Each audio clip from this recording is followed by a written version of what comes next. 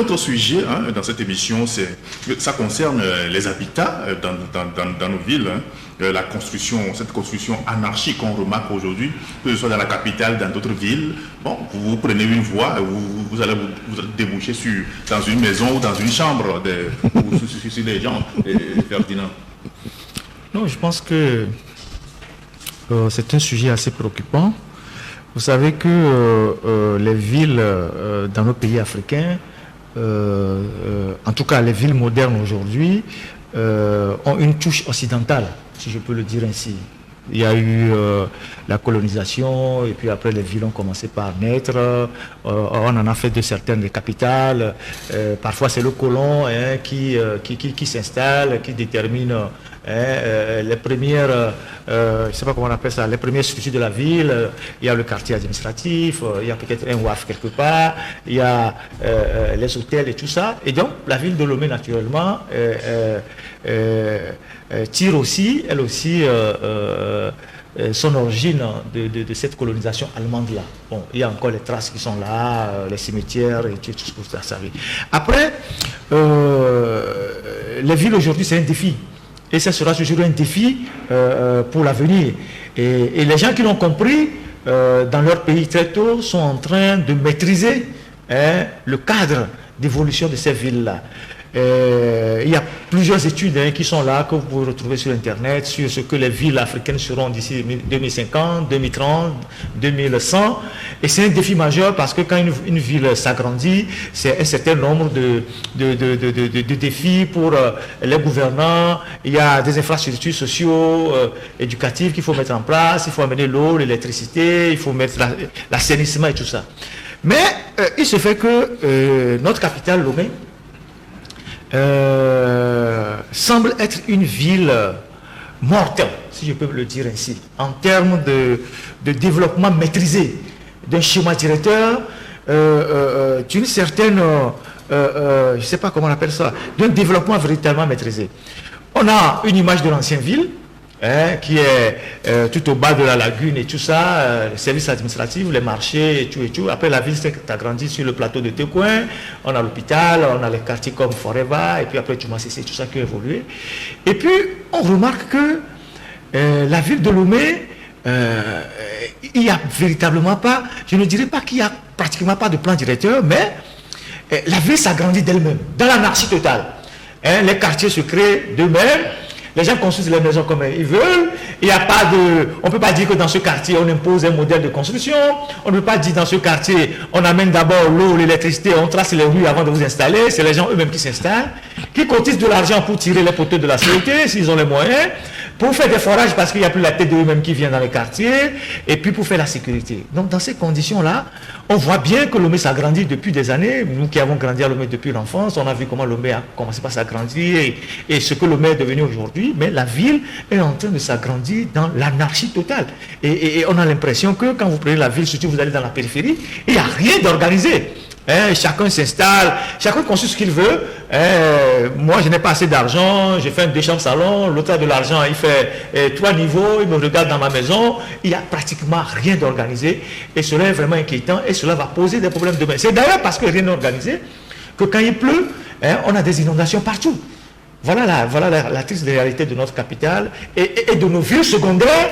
Et vraiment, c'est dommage. On sait, par exemple, qu'à Accra, on sait que dans certaines zones d'Accra, voilà les modèles de maisons qu'on construit. Dans telle zone, c'est voilà les modèles de maisons qu'on construit. On sait qu'à Dakar, voilà les modèles. À Abidjan, voilà les modèles.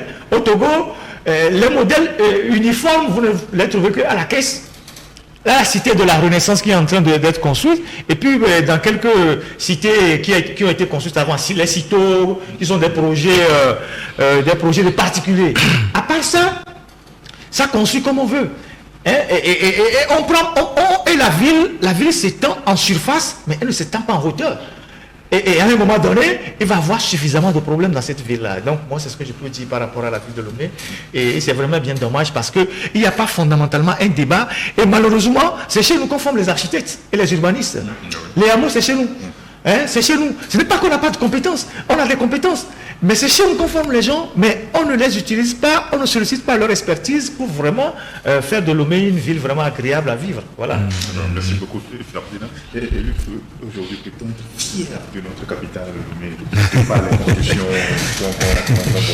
je crois que Ferdinand fait un descriptif suffisamment détaillé, voilà, de la situation. La dernière fois, j'étais à une émission où un journaliste m'a posé une question simple. Est-ce que, si on me posait la question de savoir c'est quoi les limites de Lomé aujourd'hui, je serais en mesure de répondre? Évidemment, non. Parce que de Lomé à Anéron, de Lomé à Atelier, de Lomé à Zanguera, etc., vous n'avez pas une limitation, en tout cas, une organisation, un planning adéquat, clair, qui vous montre que, ben voilà, les quartiers sont organisés de cette manière et de cette manière. Or, justement, comme il a dit, nous sommes en train de faire élargir la ville plutôt que de l'agrandir, c'est-à-dire de faire en sorte qu'on ait une ville moderne. Alors, une ville moderne, ça demande quoi? Forcément des immeubles en hauteur qui peuvent donc comporter des appartements où donc les gens seraient libres, plutôt que de chercher de l'argent pour aller acquérir un lopin de terre à des dizaines de kilomètres de son lieu de service. Le fonctionnaire peut acheter justement un appartement où il va loger dans des conditions optimales et dans des conditions décentes, parce que lorsque des immeubles sont construits de cette manière-là, il y a toutes les dispositions de sécurité requises. Alors, lorsque vous construisez justement des petits bâtiments à des distances aussi espacées, et éparpillées, distancées, vous êtes obligé d'assurer votre propre sécurité. Il n'y a pas les services concédés, notamment l'eau, l'électricité, et les téléphones et tout. Donc, vous devez pouvoir vous débrouiller pour pouvoir mener votre vie là-bas. Parfois, vous côtoyez les reptiles, vous côtoyez en tout cas toutes les bêtes sauvages et tout, parce que le besoin de se loger est un besoin vital. Et donc, il est de la responsabilité, bien sûr, des gouvernants de travailler à organiser la société et à lui assurer les conditions optimales de vie. Parce que, en fonction de votre cadre de vie, vous pouvez avoir un rendement donné. C'est-à-dire que si vous avez un cadre de vie relativement intéressant, décent, vous êtes dans les bonnes dispositions pour contribuer à la création de la richesse. Voyez-vous? Donc, dès l'instant où l'agrandissement ou l'élargissement de la ville échappe au contrôle des dirigeants, cela veut dire que, ben, écoutez, le peuple est laissé pour compte. Vous avez vu l'état de nos routes, un peu partout, les pistes que les fonctionnaires sont obligés d'emprunter, surtout en ces saisons de pluie, où donc il faut affronter d'abord la pluie et puis les routes cabossées avec tous les risques d'accidents, etc., etc. Je pense qu'il est opportun en ce moment de commencer à réfléchir véritablement à la construction des cités dignes de ce nom et à revoir fondamentalement la politique du logement. C'est vrai qu'en 2018, l'État a adopté une loi sur la copropriété et que, bon, ben, sous ce mandat, semble-t-il, le président de la République annonce un projet de construction de 20 000 logements. Nous sommes habitués, bien entendu, à des annonces, voilà. Et donc, il va falloir matérialiser ces genres de choses-là.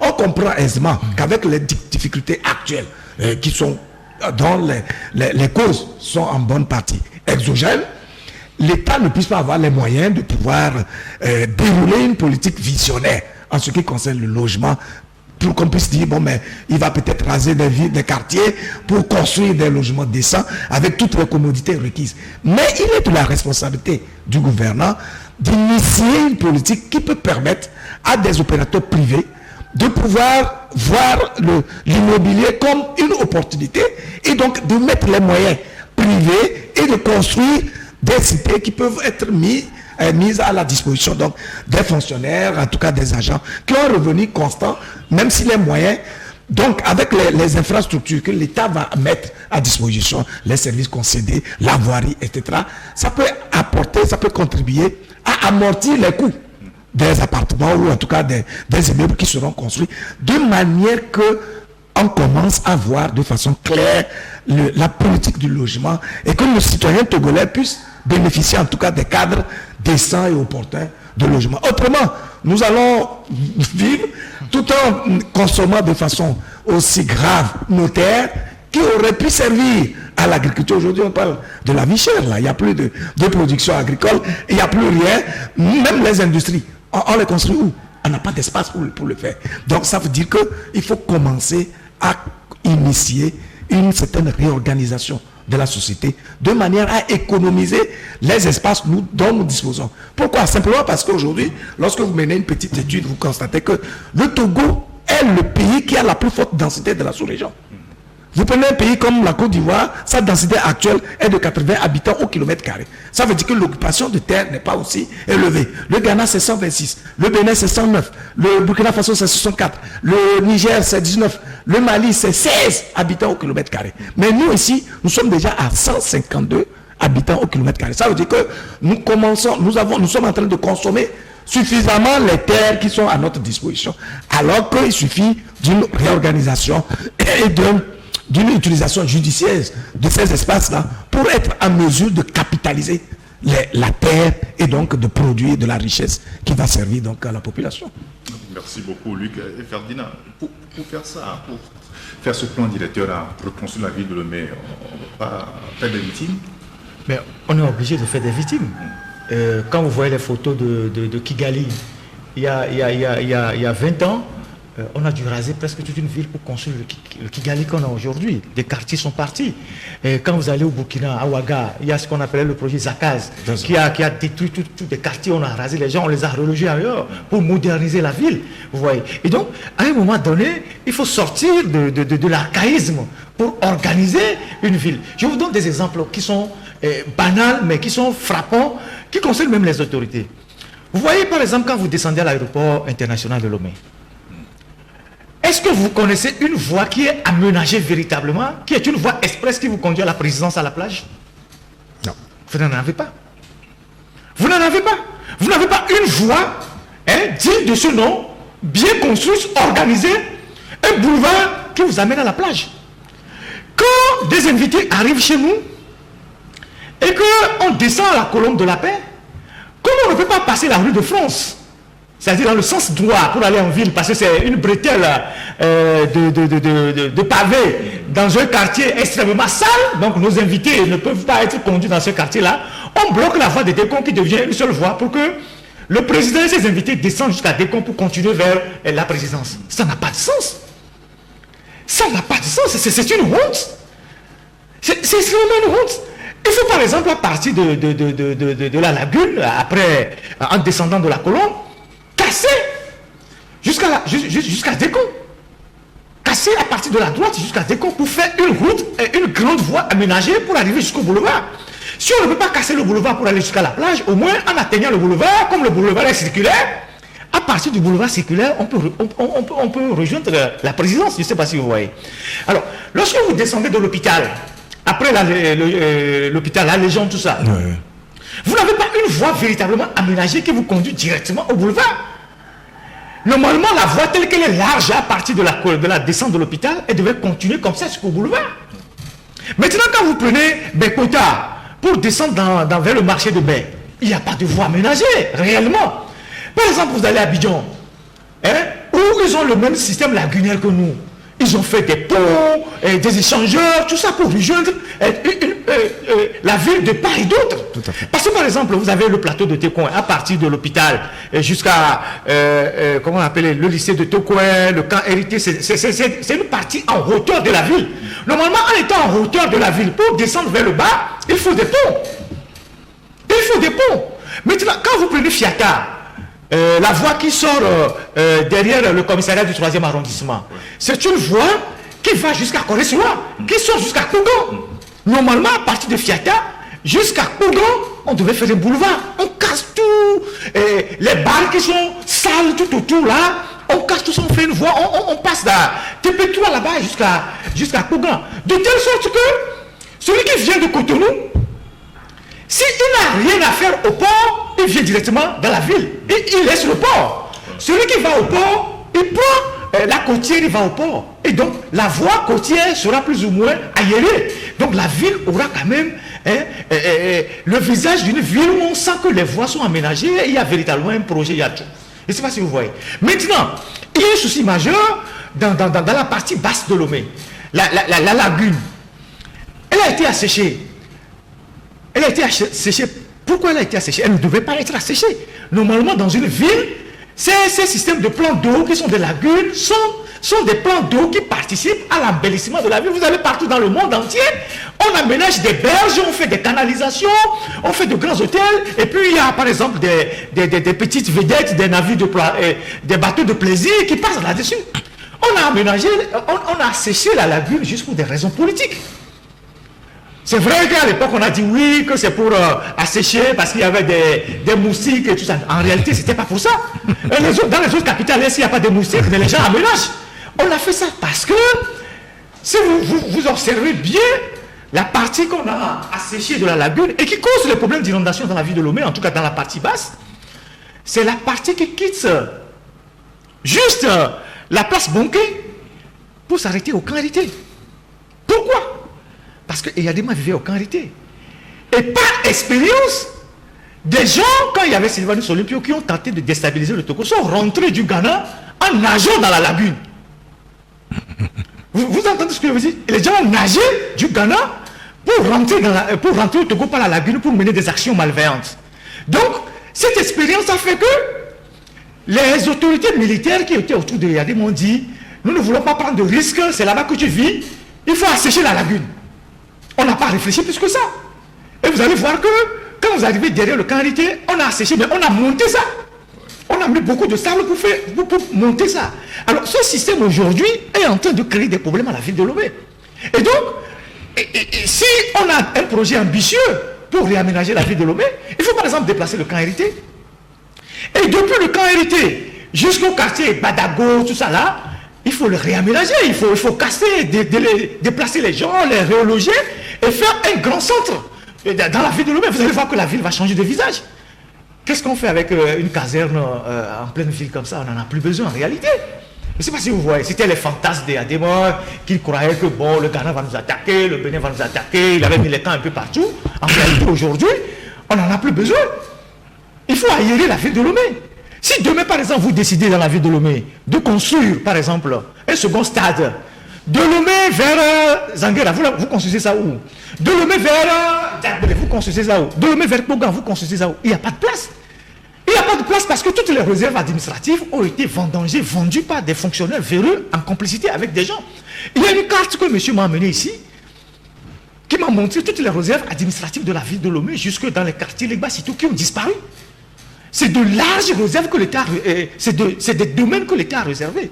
Et ceux qui ont fait ça sont au ministère comment on l'appelle, de l'urbanisme. Ils ont vidé toutes les réserves. C'est la raison pour laquelle je pense que ce qui se passe par exemple au Cameroun et dans d'autres pays, demain, l'État qui va s'installer, s'il retrouve ces cartes-là, il faut recasser les gens qui ont construit dans les réserves parce que c'est des domaines publics. Parce qu'une ville a besoin par exemple des infrastructures, a besoin des parcs, a besoin des hôpitaux, a besoin d'un certain nombre de choses. Et ça, il faut réserver des espaces dans la ville pour construire ça. Quand tout le monde parle de Kigali, on dit que Kigali c'est la plus belle ville d'Afrique, ou bien le Botswana, c'est la plus il y a les plus belles villes, la Namibie, Windhoek, tout ça. C'est parce que la ville a été construite sur des normes. Alors, d'ici 2030, par exemple, Tchétché ne sera plus la banlieue de Lomé. La banlieue de Lomé sera à Belouvé. Parce que les gens sont en train d'aller jusque-là, les gens sont en train de construire. Mais à ce jour, si vous demandez aux autorités, est-ce que de Lomé à Belouvé, ils ont réservé des espaces pour des infrastructures? Vous ne trouverez pas. Et les gens s'installent. Même là, même si vous n'avez rien pour le moment, quand on gouverne, il faut être prévoyant. Si vous avez une voie qui sera aussi large comme la voie d'Adjido Gomé quelque part, commencez pas à avertir les gens que ne construisez pas ici parce que dans 20 ans, il y aura une voie ici. Pour éviter que demain, vous nous cassez pour dédommager les gens. Parce que c'est pour éviter de dédommager les gens que l'État, au lieu de faire de grandes routes, fait des labyrinthes à travers les quartiers. Je donne un exemple. À Goué, l'idée presse. Pour aller rejoindre le pont le pont de motocross. Normalement, cette voie, elle devait être élargie jusqu'à l'idée presse. Elle devait être une grande double voie. Dès que tu quittes le nord, cette voie-là, tu l'utilises jusqu'à arriver au boulevard circulaire à Lomé. C'est-à-dire que tu quittes le nord, tu descends à Togokopé, tu descends à motocross, tu descends à Goué, je ne sais pas comment on appelle à Goué, et l'idée presse, tu passes par l'état-major, tu descends GTA, tu vas jusqu'au boulevard circulaire. Elle doit être large comme ça. Maintenant, qu'est-ce qui arrive? Quand vous arrivez à Goël Presse là-bas, vous allez voir que à gauche, en allant à gauche, on n'a pas pu élargir la voie. Jusqu'au niveau du cimetière qui est devant l'église catholique. On devait élargir la voie pour que la circulation soit beaucoup plus aérée là-bas. Donc, il faut dégager tous ceux qui ont les cabanes là-bas, les maisons de 1900, je ne sais pas combien, élargir la voie, les reloger ailleurs, de manière à ce que vous avez une voie continue qui descend jusque dans la capitale. Maintenant, vous prenez le rond-point de GTA. Ce rond-point a besoin d'être aménagé. C'est quand même incroyable que ce rond-point soit à 300 mètres de la présidence. Vous imaginez quelqu'un qui vient dans notre capitale, qui veut aller à la présidence. Si on ne le fait pas passer par les voies aménagées de Lomé que bon, on utilise souvent, que personne n'utilise et que les autorités utilisent, si on le fait passer par GTA, vous voyez tout ce qu'il va rencontrer, il va regarder avant d'aller là-bas. Et quand vous prenez même la voie qui va à la présidence, il semble que c'est à un photographe, je ne sais pas qui, qu'ils ont remis la voie là pour aménager pour aller à la présidence. Vous avez remarqué que la route de GTA pour aller à la présidence n'a pas de caniveau. Oui. Elle n'a pas de caniveau, c'est pour aller à la présidence de la République. Elle n'a pas de caniveau. Quand il pleut de part et d'autre de la route est inondée, c'est pour aller à la présidence. Qu'est-ce qu'on a fait? On a tamisé le sol, on a compacté, on a mis quelques graviers, et puis on a mis du goudron dessus, et puis on a essayé de faire un terre-plein un peu central, et puis c'est fini, c'est boulevard pour aller à la présidence. C'est quand même incroyable. Donc, ceux qui ont le pouvoir doivent savoir que, par exemple, le rond-point de GTA, qui est un rond-point stratégique pour Lomé, ne doit pas avoir, par exemple, la station d'essence qui est dans le bas-fond là-bas. Pour aller à Balpedo, il y a un bas-fond aussi là-bas où il y a l'eau qui stagne et tout et tout. Et on ne peut même pas accepter qu'à quelques mètres de la présidence, on puisse envisager construire un centre commercial à Ambassou là-bas où on a mis les tôles. Ce n'est pas possible. C'est des zones qu'il faut aménager. Maintenant, quand les Allemands ont laissé le plan, ont laissé Lomé, il y a quand même dans l'ancienne ville jusqu'au niveau de Djoumassé, c'est tout ça, un plan qui est un peu visible. Où Lomé peut facilement abriter certaines infrastructures modernes. Je vous donne un exemple. Prenez les rails. Prenez un peu les rails. Si aujourd'hui à Lomé, vous voulez mettre un tramway, c'est-à-dire que la version de train de ville qui n'est pas le métro, mais comme ce que Macky Sall est en train de faire, vous avez suffisamment de l'espace entre les grandes voies à Lomé pour mettre un tramway. Si vous prenez le rond-point d'Atikoumé, vous pouvez mettre un tramway sur la voie ferrée jusqu'à Zanguera. De manière à ce que celui qui quitte Zanguera, au lieu de chercher un taxi ou un taxi moto, il prend un tramway, vous refaites la voie ferrée, il quitte Zanguera, il descend jusqu'à Atikoumé. D'Atikoumé, il y a peut-être, comment vous appelez ça, un aiguilleur qui repartit les trains dans la ville. Vous arrivez à Djoumassé, au niveau de marché de Bonsimé là, il y a derrière, comment on appelle ce quartier, après Badago, le quartier qui est après Badago là, et non, pas tout, là où il y a la maison de la presse, dans cette zone là.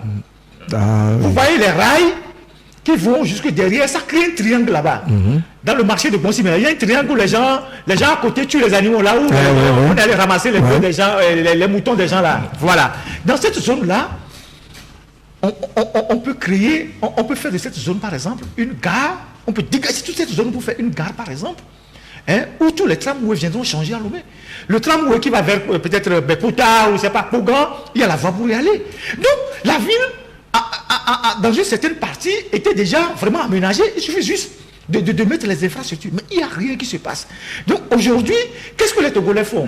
La mentalité du Togolais, comme on le sait pour toujours, dès que je commence pas à travailler, il faut que je trouve un lopin de terre pour construire quelque chose. Je suis chez moi. Les gens ont même l'habitude de dire, même si c'est une cabane, c'est chez moi. Je viens, j'ouvre, je rentre. Mais ça ne se passe pas comme ça dans une ville. Non. Une ville, il y a des normes. Il y a des quartiers résidentiels, il y a des quartiers où il y a des immeubles, il y a des quartiers où il y a des appartements, il y a des quartiers de centres commerciaux.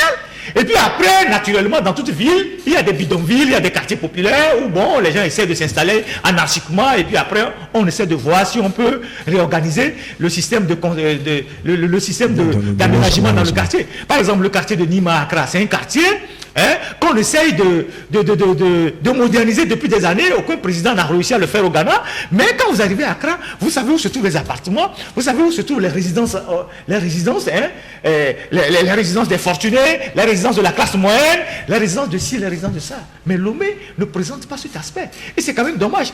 Donc du coup, si demain, à Lomé, il faut réaménager les choses, il faut moderniser la ville, il faut forcément casser. Il faut forcément reprendre le contrôle de certains quartiers, aller loger les gens ailleurs, sur construire, aller loger les gens ailleurs, de manière à réaménager la ville.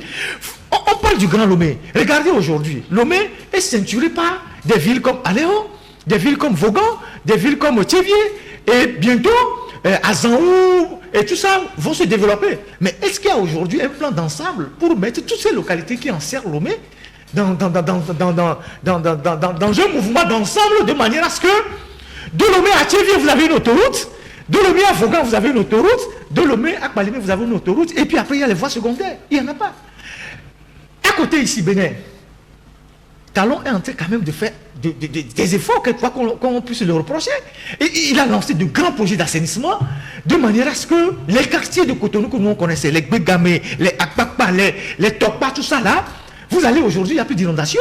Là où on doit paver, on pave, on fait des pavés. Là où on doit mettre du goudron, on le fait. On fait de l'aménagement, on plante des arbres, on amène l'électricité, on amène l'eau. On passe même tout le système, électricité, tout ça, par le bas. Tout le dispositif par le bas. Et les gens sont tranquilles. Et ça a l'air aujourd'hui d'une ville moderne. Et à partir du moment où on fait l'assainissement ne peut plus supporter les vieilles maisons. Les gens cassent. Ou les gens revendent. Et les nouveaux acquéreurs reconstruisent des immeubles qui sont agréables. C'est comme ça que vous devez changer le ville. Parce que quand vous vivez dans une ville qui n'est pas agréable, votre expérience de vie même est entachée. Je ne sais pas si vous voyez. Regardez un peu. Tous les ministres togolais, la plupart en tout cas, généralement, quand ils sont nommés, ils vont vivre à la caisse. Pourquoi ils ne vivent pas dans le même quartier que nous? D'abord, c'est parce que, bon, peut-être ils ont peur, mais c'est parce qu'ils veulent chercher un cadre plus agréable. Qu'ils vont à la caisse, qu'ils vont à la cité du Millénium, à la cité des Renaissances.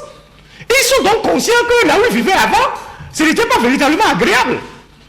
Vous voyez? Donc, voilà le débat qu'il faut faire. Et il ne faut pas attendre que demain, parce qu'il y a une pression terrible sur nos villes. Parce que tous les gens, vous connaissez les zones rurales, aujourd'hui, plus la population s'agrandit. Et puis nous avons une particularité au Togo, c'est que nos villes de l'intérieur ne sont pas dynamiques de manière à absorber le dynamisme des populations. Quand vous avez un Togolais qui quitte Dapao, vient Lomé. Quand vous avez quelqu'un qui quitte Kara, c'est Lomé qui vient pour chercher du boulot. À part ceux qui sont dans l'administration et qui sont dans les services décentralisés, préfecture, mairie, impôts, tout ça, qui sont à l'intérieur du pays. L'école, tout ça. Dès que le gars, il a un diplôme, il descend à Lomé. Parce que s'il n'a pas de boulot à Lomé, il n'en trouvera pas ailleurs. Or, quand vous allez dans des villes comme le Sénégal, la Côte d'Ivoire, le Ghana, quand tu n'as pas de boulot à Accra, tu peux en trouver à Ho, tu peux en trouver à Koumassi, tu peux en trouver à Uniba, tu peux en trouver un peu partout. Mais nos villes de l'intérieur sont encore plus malheureuses. Je vous ai dit, moi je suis retourné à Takpamé, 10 ans après, j'ai vu les taux qui étaient de 1958, 56, qui sont encore là sur les maisons. C'est-à-dire que même les parents qui sont décédés, s'ils reviennent, ils vont pleurer. Et les taux n'ont pas changé. Puisque Atakpamé, c'est une ville en hauteur. Quand vous l'observez en hauteur, vous voyez comment la ville est dans la pauvreté totale. Elle s'est agrandie, mais elle est dans la pauvreté totale. Et toutes nos villes manquent de ce dynamisme-là. Il n'y a pas des sociétés qui s'installent, il n'y a pas de services, il n'y a pas de l'investissement. Les villes ne sont pas agréables à voir. Alors que nous avons au Togo une des diasporas les plus dynamiques en Afrique de l'Ouest.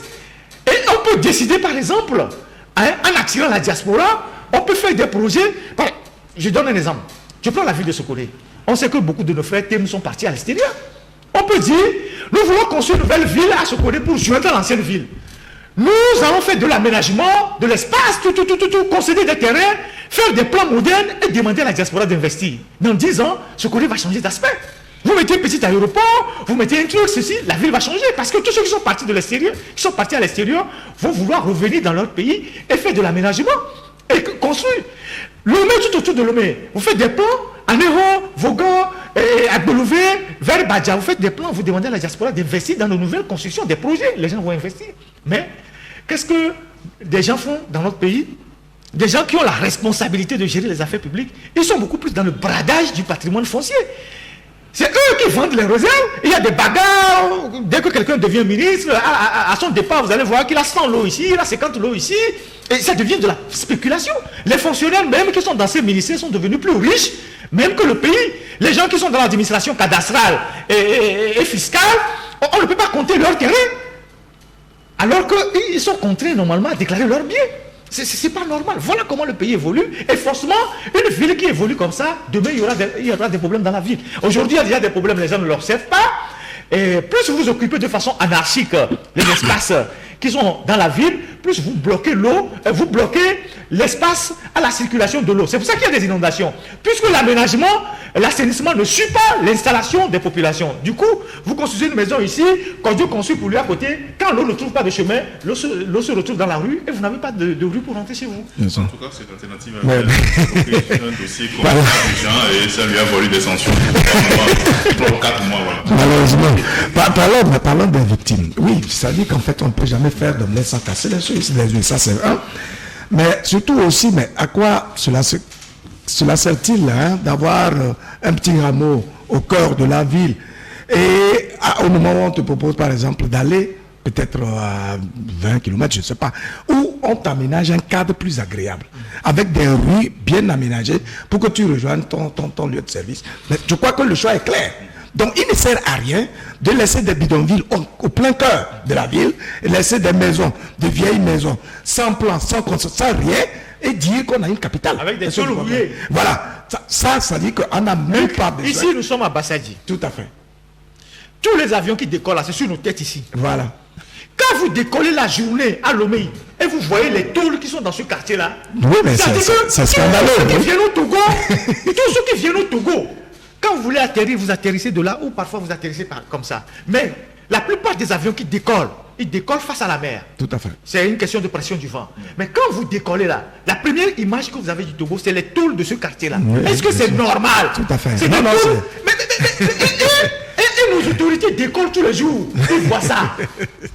Non, à vrai dire, non, c'est bon, c'est une précision qui était importante. C'est vrai que tout ce que nous sommes en train de dire ici, l'État nous dira, ah oui, mais on n'a pas de moyens.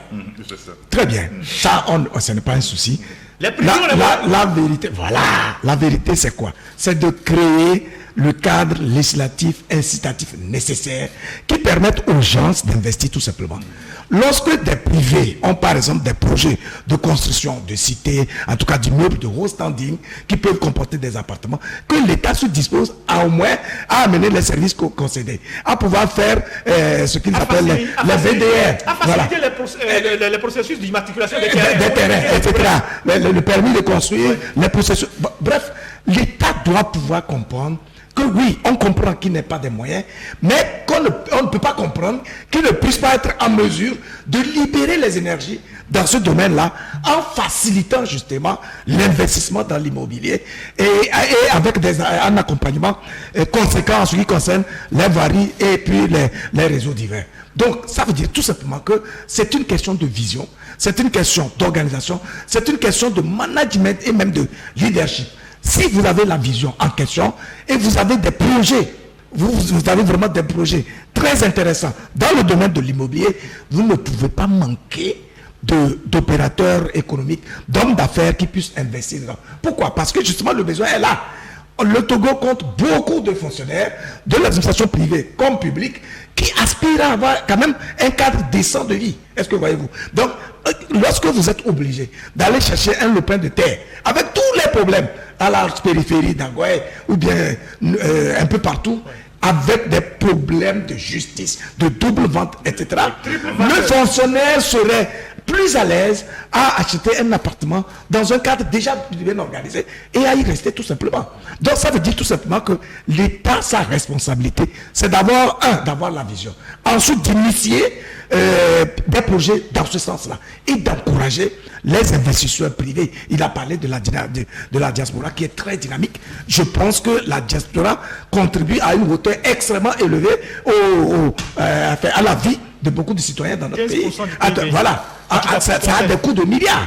Donc, ces gens-là ont la disponibilité nécessaire, la volonté de venir accompagner, mais est-ce que les autorités sont prêtes à accompagner, à initier ce qu'il faut et à encourager ces genres d'investissement? Parce que l'argent, comme on le dit, c'est le nerf de la guerre. Mais lorsque vous êtes un opérateur privé et on sent que vous avez les moyens de pouvoir investir, on vous regarde déjà en chef de vaillance. Et c'est que vous pouvez être une menace. Voyez-vous? Donc, on préfère la paupérisation de la société, les maintenir à un niveau relativement bas, et puis donc de s'assurer que ces gens-là ne peuvent pas prendre des initiatives contre nous. Mais en pensant à soi, tout simplement, on manque l'occasion, justement, de développer le pays. Est-ce que vous voyez? Donc, je pense que nous ne pouvons pas vivre entièrement à part. Il y a du dynamisme un peu partout qui est en train de nous entourer dans les pays. Il a cité un certain nombre de pays où, lorsque vous arrivez, vous voyez quand même que vous êtes dans une capitale. Il y a des immeubles qui sont dignes quand même. Et c'est beau, c'est agréable. C'est au moins bien pour le moral, pour l'esthétique, etc., etc. Donc, on ne peut pas donner le sentiment que nous sommes des sous-hommes, que nous n'avons pas une capacité d'organisation, nous n'avons pas le droit à la modernité et que nous n'avons pas droit à un cadre de vie agréable, décent, qui permet justement de conforter notre espérance de vie. Quand tu parles de l'espérance de vie, c'est fondamental parce que le logis, c'est l'élément déterminant. Quand ton cadre de vie n'est pas propice, tu ne peux pas avoir de rendement escompté. Et ça, c'est l'État lui-même qui perd parce qu'il n'a pas de citoyens épanouis.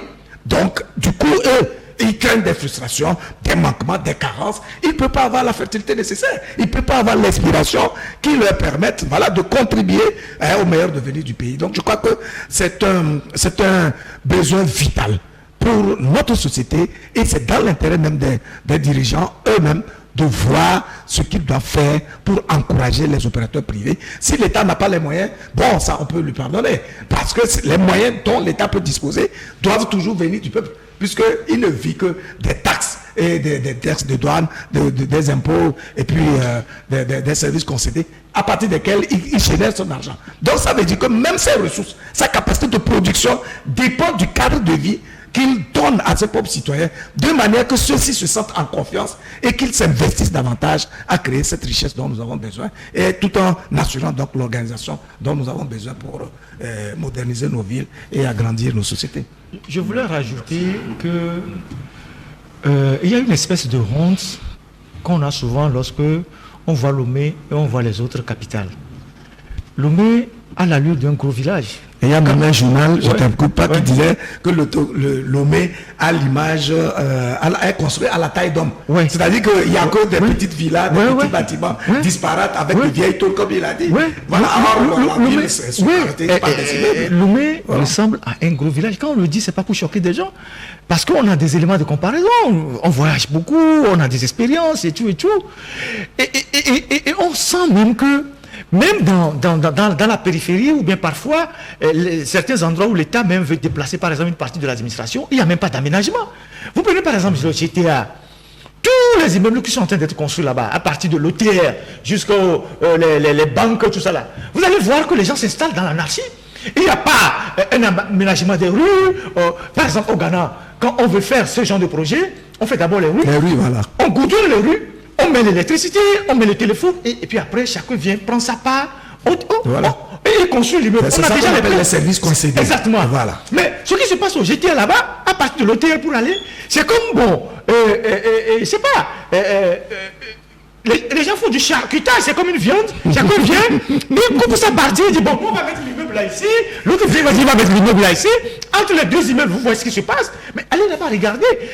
Derrière, de l'hôtel jusqu'au niveau de la Banque of Africa, l'immeuble de Togocom, on va maintenant vers les 3 ministères que les Chinois ont construits. Vous regardez, vous dites, mais qu'est-ce que les gens sont en train de faire ici? Et là, nous sommes à 200 mètres de la présidence. C'est quand même préoccupant, vous voyez. Et donc, moi, je pense que il faut que ceux qui tiennent le pays aient d'abord une vision. Qu'ils décident que mais notre pays, nous décidons de le moderniser, nous allons injecter de l'argent dans le circuit, nous allons inciter les gens, comme Luc l'a dit, d'ici 20 ans, 15 ans, nous allons transformer Lomé, nous allons changer le visage de Lomé. Et Sankara, dans les années 87, il a construit un parc de plus de 1000 hectares à Ouaga, au centre de Ouaga. Aujourd'hui, par exemple, vous allez à Lomé, vous allez dans quel parc? À part quelques endroits que des privés ont organisés pour en faire des parcs. Vous allez vous promener où? Quand il y a la fête, quand Comme il y a eu le ramadan le 1er mai la dernière fois, tout le monde est allé à la plage. Et la plage est dans quel état? Allez regarder dans quel état la plage se trouve. Tout le monde est allé à la plage. Moi j'ai vu des photos, des vidéos, mais c'est incroyable. Tout le monde est allé à la plage. Et la plage, à part quelques parties qui sont aménagées par des privés, tout le reste c'est des saletés. Vous voyez. Et donc il y a fondamentalement un souci de modernisation de cette ville-là, de construction des ouvrages, des routes, et puis cette histoire de retenue d'eau, qui est une solution totalement, je ne sais pas comment la qualifier, qui est un business que les gens font, qui finalement ne règle pas le problème.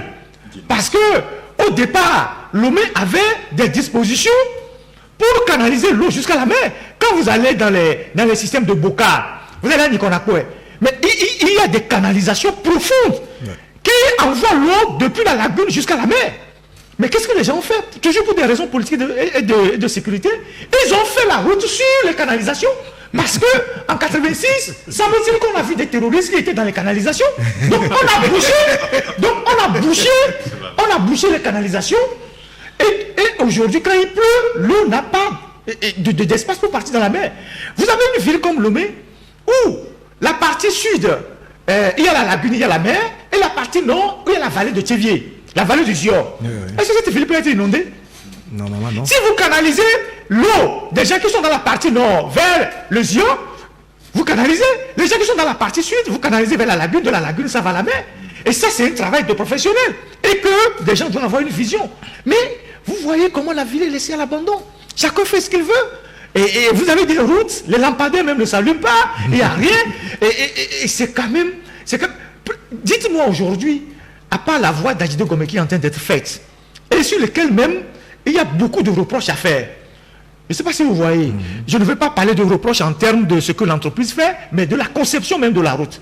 Comment vous pouvez imaginer que cette route d'Adjido Gomé là, on n'a pas prévu de planter des arbres? Une ville, c'est tout un ensemble, on vient de le dire. À partir de Todman jusqu'à Atikoumé, d'Atikoumé à Adjido Gomé, vous avez vu, on a réservé des espaces pour planter des arbres? Non. Il n'y en a pas. J'ai interpellé des gens. Ils m'ont dit non, que parfois, vous allez voir que tous les trottoirs de la route, on est en train de les bétonner. On est en train de bétonner les trottoirs de la route, c'est-à-dire l'espace entre les maisons et la route.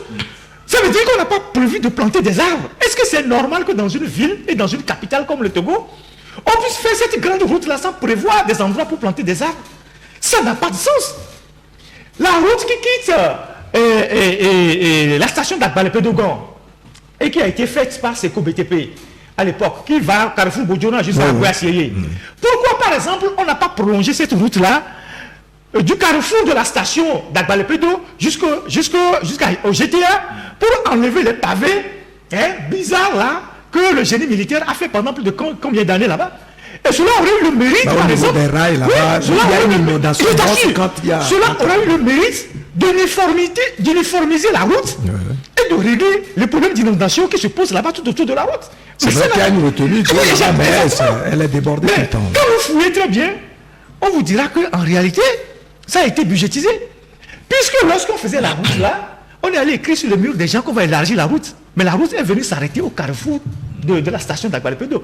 Les pavés là, on a considéré qu'il y avait déjà les pavés, on ne fait plus rien. Vous quittez le carrefour d'Agbalé-Pédo, vous roulez sur des pavés bizarres, vous avez des sons dans les oreilles, si vous êtes sur une moto, la moto glisse, et vous faites 200, 300 mètres ou 500 mètres, vous vous retrouvez sur le goudron. Il n'y a même pas d'uniformisation. Cette voie-là, on aurait pu la prolonger jusqu'au carrefour de GTA et on aurait réglé tout un tas de problèmes là-bas. Donc, voilà les défis qui s'offrent à nos dirigeants. Et au lieu que des gens soient dans le gouvernement pour dire chaque fois, sous l'autorité du président, on va faire ci, on va faire ça, mais je pense qu'il faut réfléchir à se mettre véritablement au boulot, à concevoir des projets innovants pour rattraper notre retard sur les autres villes de la sous-région. Sinon, des gens vont se moquer de nous ici. Nous n'avons que nos yeux pour pleurer.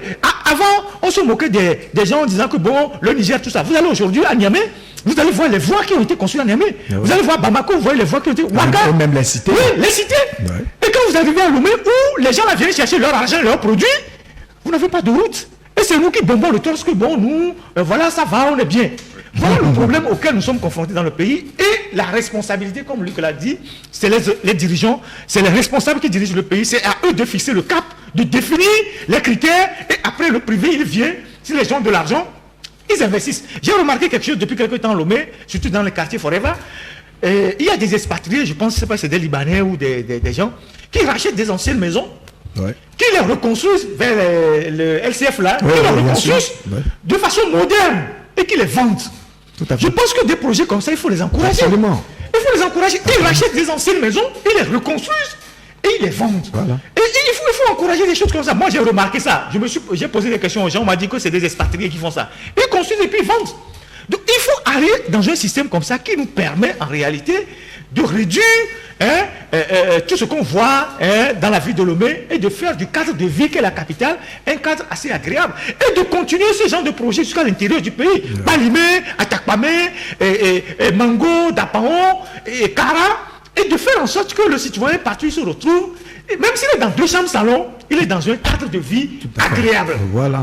Et qu'il soit heureux d'exister. Exactement. Exactement. Bon, en tout cas, tu as dit tout à l'heure qu'il n'y a pas de parc à Lomé, il y a le jardin. C'est ainsi qu'elle espace. Non, je crois que c'est sérieux. Et puis, tu vois une grande villa et à côté il y a un moulin. Voilà, c'est exactement. C'est-à-dire que. Maison construite à 300 millions, à côté tu vois une église qui fait du bruit le soir, une mosquée.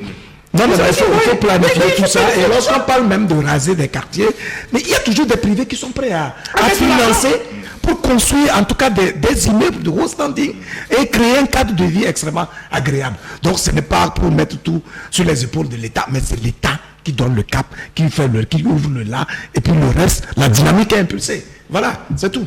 Bon, on espère que tout ce que nous disons ici tombe dans les oreilles de qui de droit et que désormais, ou bien dans un futur très proche, Lomé aura un autre visage, Lomé sera une ville moderne. Nous allons observer une pause, le temps de donner l'opportunité à nos invités de souffler un peu et nous revenons après.